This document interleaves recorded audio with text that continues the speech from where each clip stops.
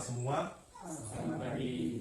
Pertama-tama kita ucapkan puji syukur kepada Tuhan Yang Maha Esa, di mana kita pada saat ini boleh diberi kesehatan dan kemampuan sehingga kita bisa berada di tempat ini dalam rangka diseminasi tentang budaya positif dari modul 1.4 calon guru penggerak.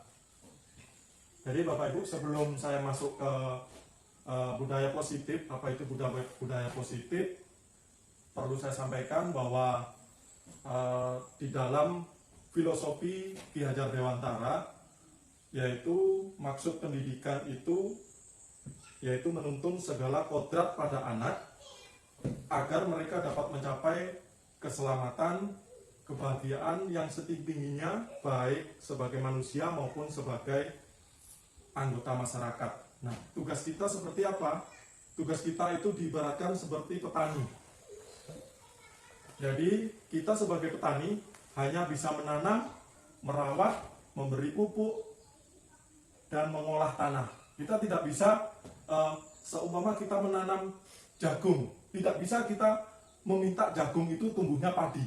Nah, sama dengan anak-anak kita. Anak-anak kita itu semuanya sudah dibekali kodrat sebenarnya. Jadi setiap anak berbeda-beda. Tugas kita bagaimana? Tugas kita adalah menuntun kodrat anak itu agar mereka tidak terjerumus atau tidak menyimpang. Nah, itu yang dimaksud dari filosofi Ki Hajar Dewantara. Nah, untuk budaya positif, apakah kira-kira kita sudah melaksanakan budaya positif di sekolah kita? Bagaimana Bapak Ibu? Apakah kita sudah melaksanakan selama ini?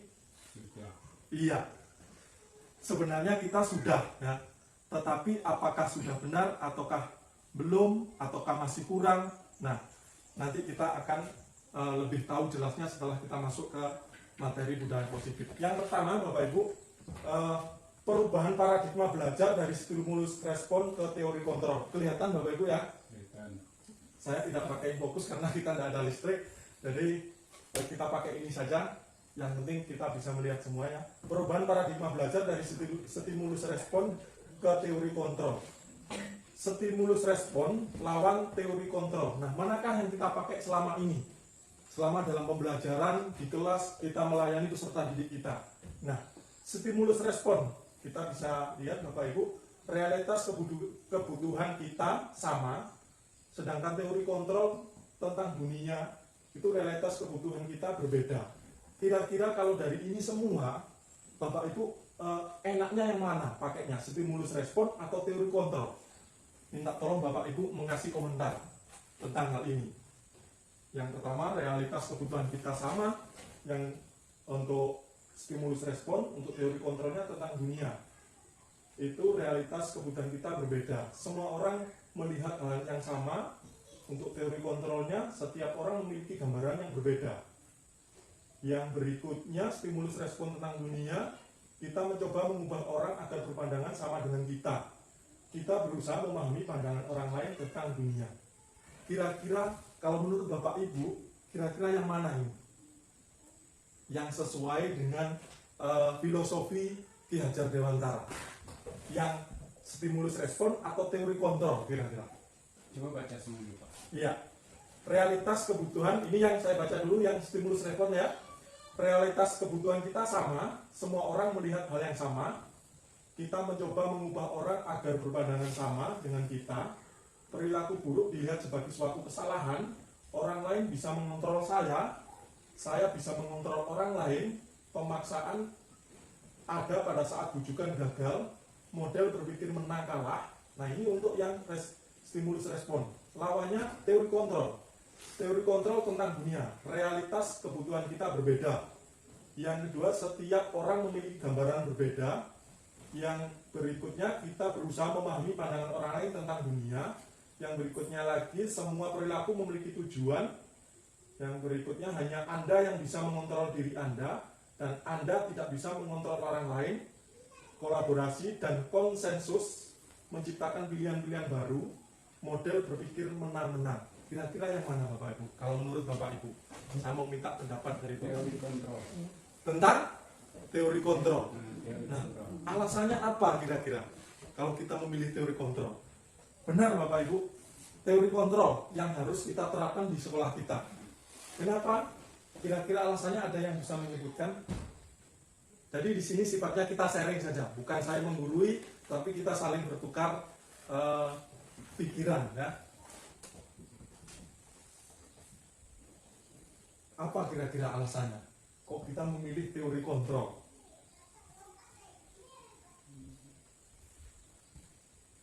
Bisa dijelaskan? Mungkin dari salah satu Pak Aja atau yang lainnya? Untuk menjelaskannya agak sulit. Agak sulit. Oke, kalau begitu saya sedikit memberikan mindset, ya. Semua orang melihat yang sama. Nah, setiap orang memiliki gambaran berbeda. Nah, kita lihat dari filosofi Ki Hajar Dewantara tadi, ya, bahwa tiap-tiap anak ini sebenarnya sudah dibekali kodrat yang berbeda-beda. Jadi ibarat petani tadi, kita tidak bisa menanam padi atau menanam jagung minta tumbuhnya padi. Nah, itu. Jadi semua orang melihat hal yang sama. Kalau kita menyamakan semua siswa kita, saya yakin tidak akan berhasil Bapak Ibu pembelajaran yang kita lakukan. Jadi kita harus memakai pandangan tentang dunia teori kontrol, yaitu setiap orang memiliki gambaran yang berbeda. Nah, yang kedua, contoh yang kedua, perilaku buruk dilihat sebagai suatu kesalahan. Ini saya ambil yang satu poin lagi, ya. Semua perilaku memiliki tujuan. Kalau kita lihat kemarin sudah saya bikin video tentang siswa yang bermasalah, ya. Jadi perilaku buruk sebagai sesuatu kesalahan. Ketika siswa saya kemarin masuk terlambat, saya tidak memvonis dia itu salah. Kenapa? Pasti dia mempunyai alasan kenapa dia itu tidak masuk. Nah, jadi perilaku dia ketika dia tidak masuk tepat waktu pasti ada alasannya. Nah, nanti kita akan mengenal lebih jauh bagaimana cara menyikapinya. Nah, ini tentang perubahan paradigma belajar dari stimulus respon ke teori kontrol. Jadi dalam kita melayani peserta didik, ya, untuk memerdekakan peserta didik dalam pembelajaran, kita memakai teori kontrol, bukan stimulus respon. Nah, baik Bapak Ibu, kita masuk yang ke disiplin positif, ya, dan teori motivasi manusia. Nah, disiplin positif itu harusnya dimulai dari diri pribadi masing-masing seseorang, yaitu membuat seseorang mampu mengontrol dan menguasai dirinya untuk memilih tindakan yang mengacu pada nilai-nilai yang dia hargai. Ini merupakan disiplin diri. Nah, disiplin positif itu seperti apa dan teori motivasi manusia itu seperti apa? Ini Bapak Ibu, ya. Perilaku manusia didorong oleh 3 jenis motivasi. Yang pertama, untuk menghindari ketidaknyamanan atau hukuman. Yang kedua, mendapatkan imbalan atau penghargaan dari orang lain. Nah, yang ketiga, untuk menjadi orang yang mereka inginkan dan menghargai diri sendiri dengan nilai-nilai yang mereka percaya. Nah, pada motivasi yang ketiga ini, perilaku manusia bersifat intrinsik. Artinya, perilaku manusia ini karena terdorong oleh hati nuraninya dalam diri manusia itu sendiri, bukan ekstrinsik. Nah, yang 1 dan 2 ini merupakan yang ekstrinsik. Mereka seumpama begini, seseorang anak mau mengerjakan PR karena ingin mendapatkan nilai 100. Nah, itu karena mereka ingin mendapatkan penghargaan atau imbalan. Kalau yang ke-1, untuk menghargai ketidaknyamanan, mungkin mereka mengerjakan PR takut kita menghukum mereka. Nah, untuk yang ketiga, menjadi orang yang mereka inginkan dan menghargai diri sendiri dengan nilai-nilai yang mereka percaya. Pada motivasi yang ketiga ini, perilaku manusia bersifat intrinsik bukan ekstrinsik. Contohnya, kalau mereka mengerjakan PR karena dalam hati nurani mereka, oh, kalau saya tidak mengerjakan PR, nanti saya tidak tahu salah saya itu di mana dalam tugas itu. Satu contoh seperti itu. Atau contoh lain seperti ini Bapak Ibu. Ketika kita pergi ke kota, kenapa kita memakai helm? Alasannya apa coba? Ketika kita memakai ke kota, kenapa kita memakai helm? Alasannya apa kira-kira? Yang paling banyak itu ya takut kena razia. Iya, takut kena razia. Nah, Bapak Ibu, takut kena razia itu merupakan contoh motivasi ekstrinsik karena menghindari ketidaknyamanan atau hukuman. Nah, kalau punya keyakinan begini, oh saya bermotor harus pakai helm, takut nanti kalau saya jatuh kepala saya bisa pecah. Nah, ini merupakan contoh motivasi manusia intrinsik. Jadi kita diharapkan di dalam pembelajaran ini menumbuhkan motivasi manusia dalam bentuk yang intrinsiknya ini, supaya mereka itu sadar. Nah, dalam hal ini, ya, disiplin positif ini, kalau siswa kita memiliki disiplin positif yang intrinsik, kita tidak perlu berkoar-koar sebenarnya. Hei, kamu harus mengerjakan PR. Mereka sudah sadar dengan dirinya sendiri. Itu, Bapak Ibu. Yang berikutnya, dari sini ada yang ditanyakan nggak kira-kira? Kalau ada yang ditanyakan, boleh sekarang tentang disiplin positif, Bapak Ibu, atau sudah jelas? Jelas. Ya. Oke. Kalau sudah jelas, kita masuk ke 5 kebutuhan dasar manusia. Nah, setiap perilaku murid memiliki tujuan atau alasan untuk memenuhi 5 kebutuhan dasar manusia. Sebagai guru, kita diharapkan bisa menjalin hubungan yang bisa membangun kepercayaan murid dengan memenuhi kebutuhan dasar, sehingga anak bertindak dengan cara yang positif dalam memenuhi kebutuhannya. 5 kebutuhan dasar itu apa saja? Yang pertama, kebutuhan bertahan hidup. Nanti saya akan kasih contohnya satu persatu ya, 1 atau 2 contoh. Yang kedua, cinta dan kasih sayang. Yang ketiga, penguasaan. Yang 5, kebebasan. Yang keenam, kesenangan.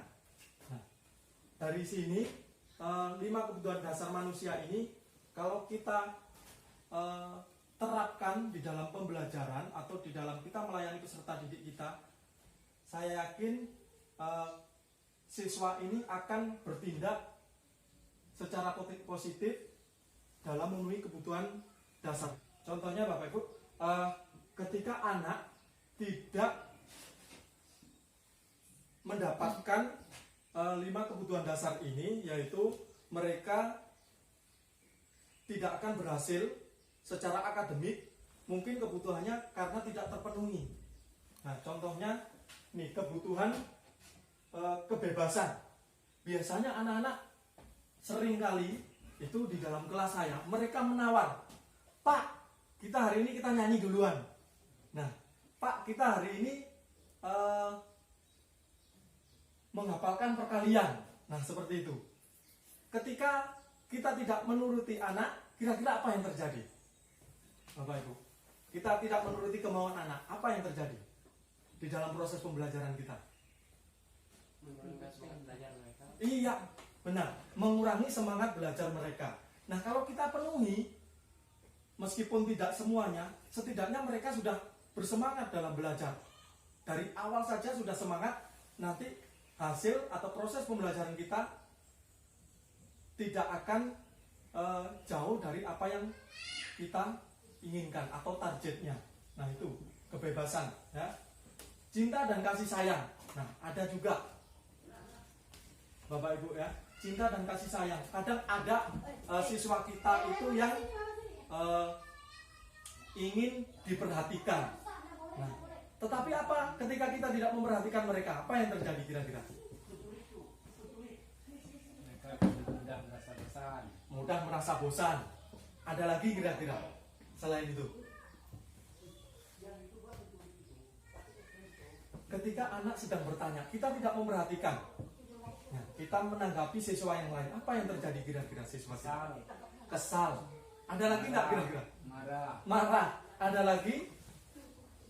Mungkin mereka akan mengganggu temannya, benar enggak? Supaya kita menarik perhatian, supaya mereka menarik perhatian guru.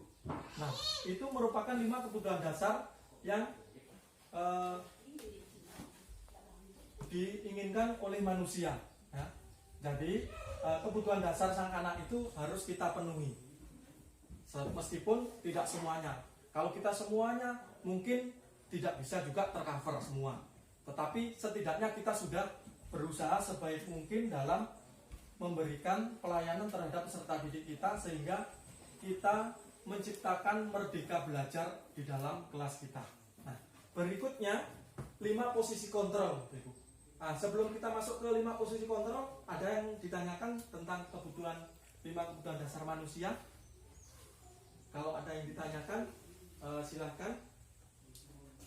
Ya, Pak. Ya, silakan Pak.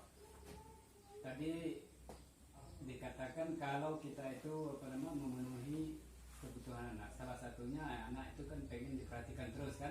Ya. Nah, terus kita memperhatikannya terus, tetapi anak itu tersebut makin bertambah manjanya, bukan dia mau, tetapi hanya mengharapkan apa yang kita jelaskan, hanya mengharapkan itu, tidak mau berusaha untuk belajar lebih sendiri. Iya.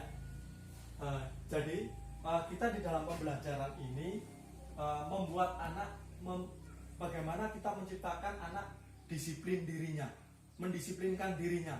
Ya, seumpama anak itu makin manja, bahkan makin mereka minta terus diperhatikan. Bagaimana solusinya supaya kita tidak seperti itu? Nah, nanti kita masuk ke berikutnya, pembahasan berikutnya pasti ada menemukan jawaban, Bapak Ibu. Ya. Oke, kita masuk ke 5 posisi kontrol dulu ya. Oke, 5 posisi kontrol. Yang pertama ya, penghukum. Yang kedua, pembuat orang merasa bersalah. Yang ketiga, sebagai teman. 6, sebagai monitor pemantau. Yang ketujuh, sebagai manajer. Jadi, untuk menerapkan disiplin yang berpusat pada murid diperlukan pendekatan restitusi. Nanti apa itu restitusi kita bahas ke pembahasan berikutnya ya.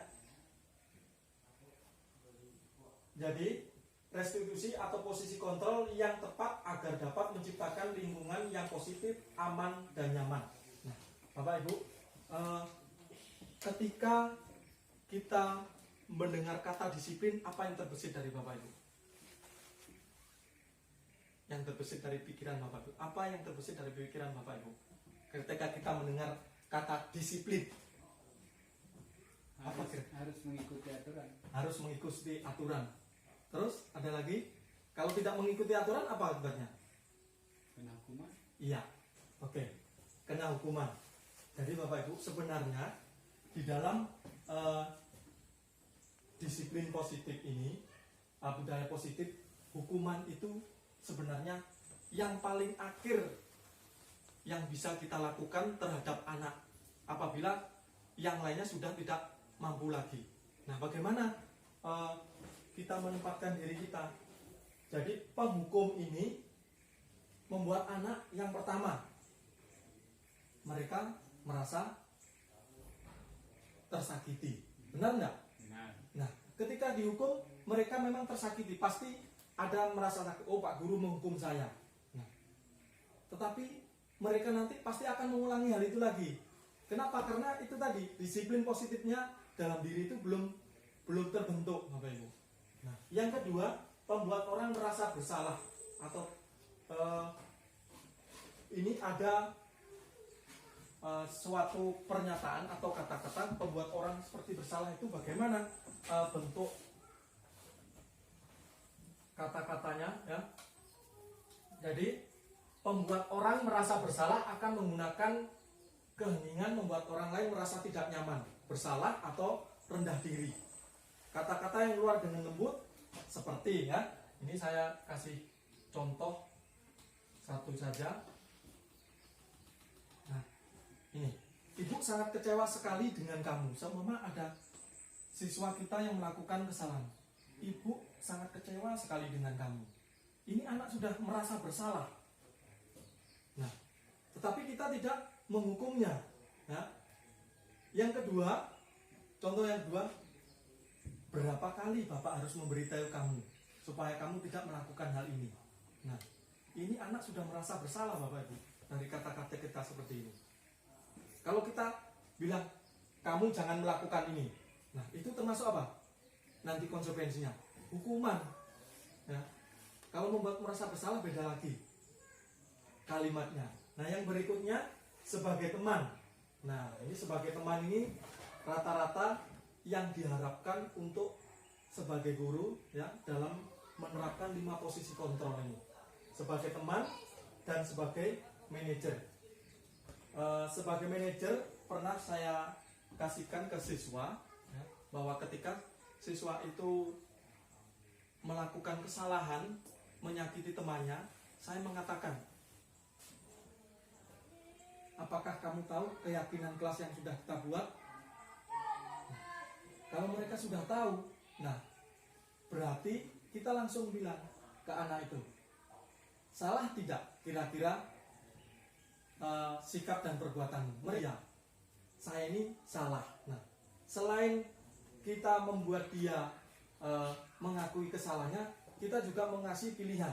Nah, untuk memperbaiki kesalahan kamu, apa yang akan kamu perbuat? Kita mengasih pilihan kepada siswa kita. Nah, itu sebagai manajer. Berikutnya, dari 5 posisi kontrol sebagai manajer, ada yang ditanyakan lagi? Kira-kira? Membuat orang merasa bersalah, sebagai teman, sebagai monitor. Nah, kalau sebagai teman, nah, saya kasih contoh ya. Bagaimana contohnya kita memposisikan diri kita sebagai teman terhadap siswa kita? Contohnya ya, ayo bantulah Bapak demi Bapak ya. Atau mungkin seperti ini, ayo ingat tidak bantuan Bapak selama ini. Nah, itu memposisikan kita sebagai teman. Bukan sebagai guru, nah, tetapi sebagai teman. Ada yang ditanyakan ini kira-kira? Tidak ada. Kalau sudah jelas kita masuk ke keyakinan kelas ya. Nah, Bapak Ibu, penyatuan pemikiran untuk mendapatkan nilai-nilai kebijakan yang disepakati sehingga menjadi landasan dalam memecahkan konflik atau permasalahan di dalam sebuah sekolah atau kelas. Nah, di kelas saya sudah ada kemarin keyakinan kelas, sudah kami buat bersama-sama dengan siswa.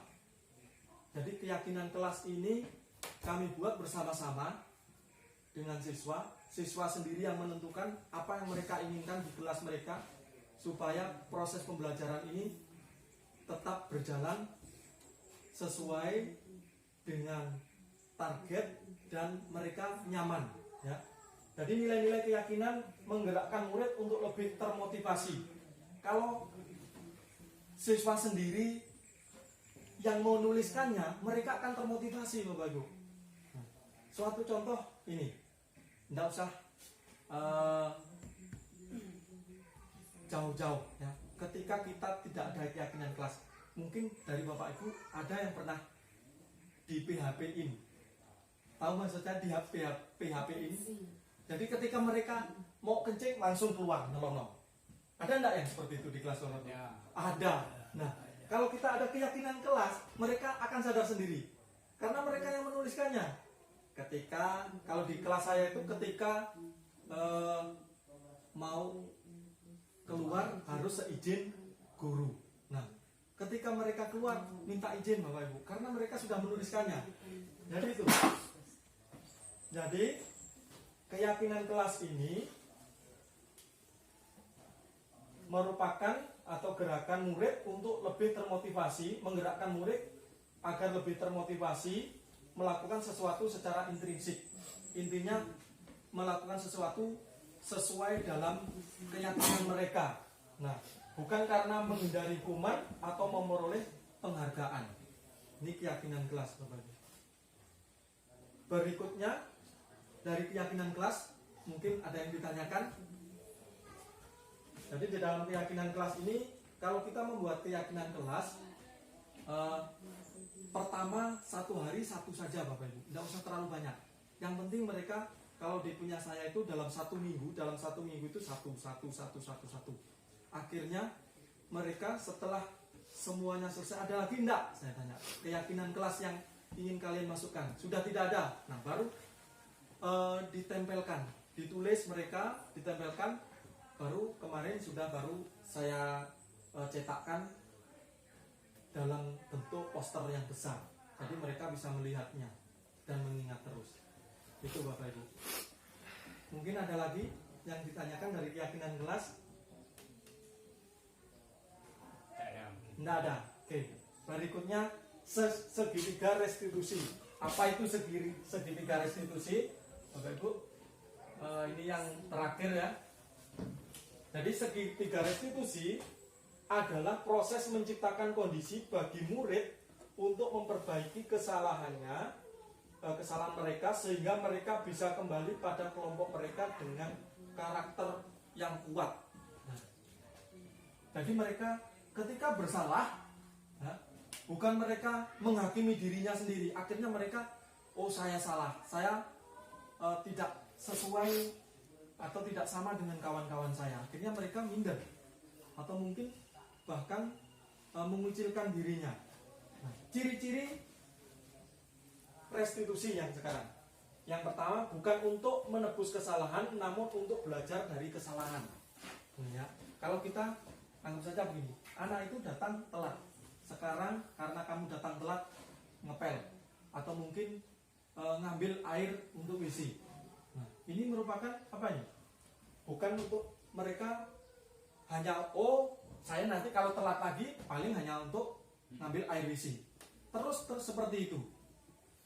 Tidak akan memperbaiki diri mereka. Ya. Yang berikutnya, restitusi memperbaiki hubungan. Nah, ketika kita menerapkan restitusi terhadap anak, hubungan kita dengan anak itu tetap baik.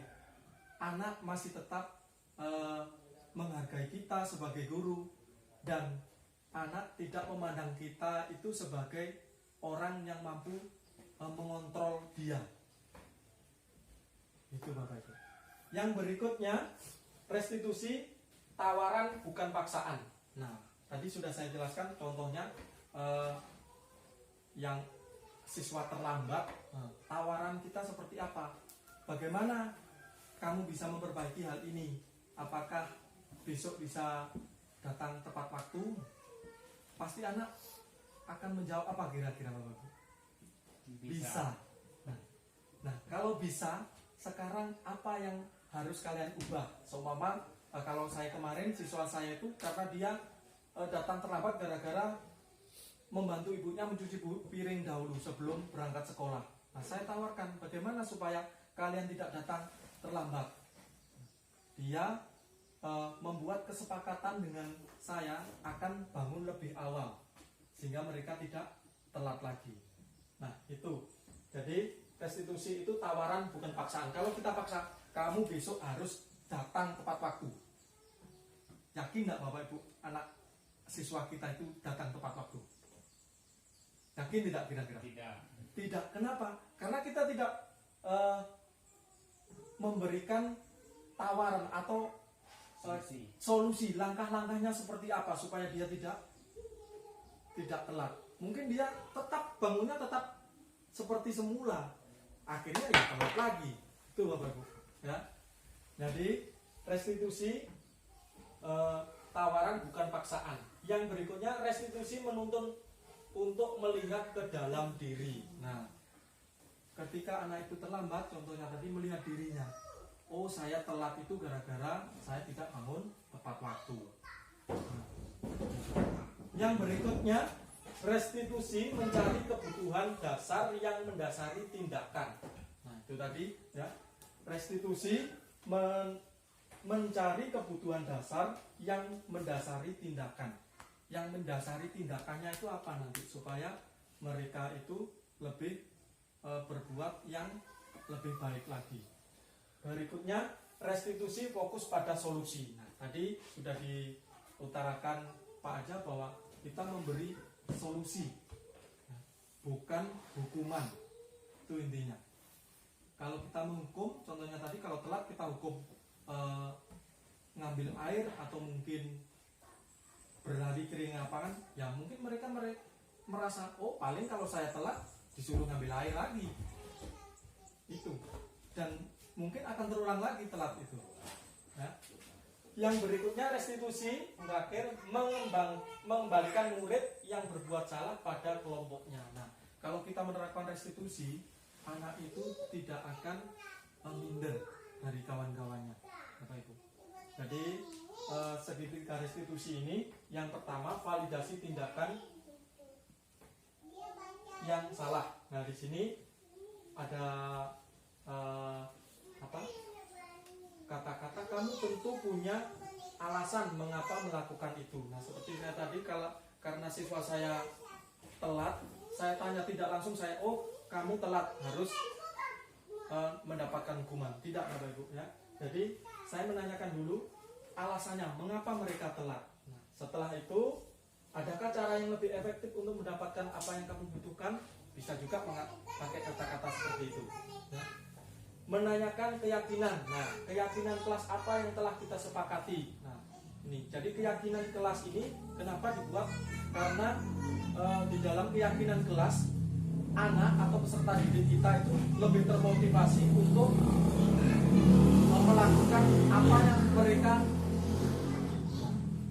sudah tuliskan atau mereka yang sudah ungkapkan, daripada mereka mendengarkan kita kasih peraturan. Kenapa keyakinan kelas bukan peraturan saja? Kalau peraturan itu identik dengan hukuman, Bapak Ibu. Kalau keyakinan tidak, tapi konsekuensi. Itu intinya. Konsekuensinya apa? Kalau kamu telat, konsekuensinya apa kira-kira? Ya, pertama tertinggal dari kawan-kawannya. Benar nggak, Bapak Ibu? Itu, ya. Jadi keyakinan kelas yang telah kita sepakati. Nah, yang berikutnya menstabilkan identitas. Nah, setiap orang pasti pernah melakukan kesalahan. Nah, kita juga bisa menggunakan kata-kata seperti itu. Suatu contoh seperti ini, Bapak Ibu. Setiap orang pernah melakukan kesalahan. Jadi tidak hanya si A saja atau kamu saja. Jadi kamu bukan satu-satunya orang yang pernah melakukan kesalahan ini. Jadi anak itu sudah merasa, ternyata bukan hanya saya saja yang pernah melakukan ini.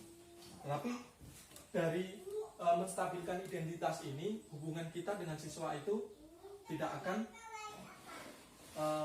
ibaratnya hati sang anak itu tidak terlukai, Bapak Ibu. Gitu.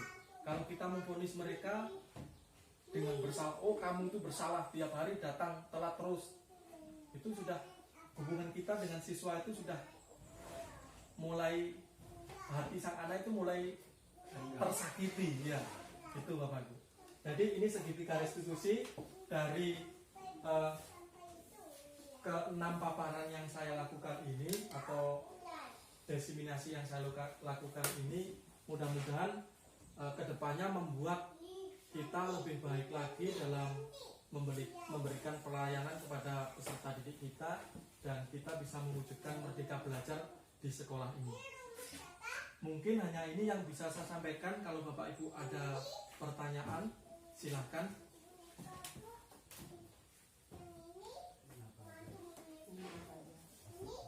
Bagaimana?